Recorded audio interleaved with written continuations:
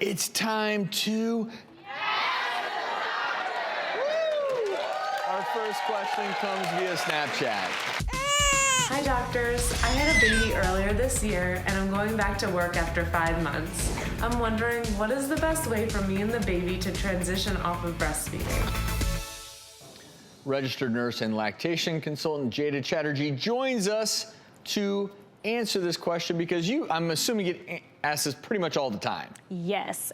So my first recommendation is to know that the American Pediatrics Association recommends that you breastfeed your baby exclusively for the first 6 months of life, and then you continue to add breastfeeding and complementary foods to your baby's diet. So congratulations to mom on having her beautiful, chunky little baby, and also congratulations for continuing your career.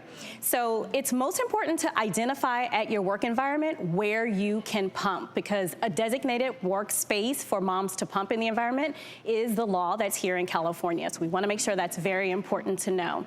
The second thing, which most women always ask me, is when am I going to get the most amount of milk? So you can pump first thing in the morning because that's when you're going to have the most amount of milk available. And then you want to continue pumping every 3 to 4 hours following throughout the day until you return back to your baby.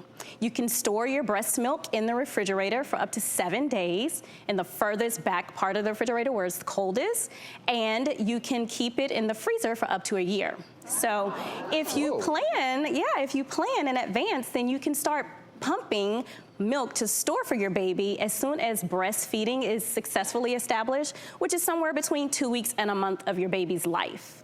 That's when the husband rolls into the freezer. Oops, this isn't ice cream. Not so sweet. So I think that's all amazing, fantastic advice. How do you transition or wean then down? So let's say you're doing this every 2 to 3 hours and you're pumping and you're storing. How do you decrease the frequency of those pumps and those feedings in a way that doesn't leave you engorged or uncomfortable or strips your supply? Great question. So it's always easiest if mom and baby make that decision that they no longer are interested in breastfeeding. So you and the baby have to have a conversation and say, oh, we're both over this, okay? And then you want to decrease the times that you're feeding the baby, and you want to decrease the number of pumps that you're doing. You also want to make sure that you're wearing a form-fitted bra in order to begin suppressing your milk supply, so that way your milk supply will continue to go down. If the baby is at the breast often, then your body produces more milk. So then you want to do the opposite of that. Jadah, I think you need to be prepared for some variability, right? Some babies are not going to want to stop on a dime like that, whereas some, if you give them, the bottle option with mom's milk, they will take that readily. Yeah. So everybody's different. Even siblings are really different, because my older one loved to nurse and nursed for 13 months, and then it sounds really ridiculous to say you and baby have this conversation, but my younger guy by about 7, 8 months was like, peace out, I'm done. Yeah, and so I'm good. It's very interesting how individual it is.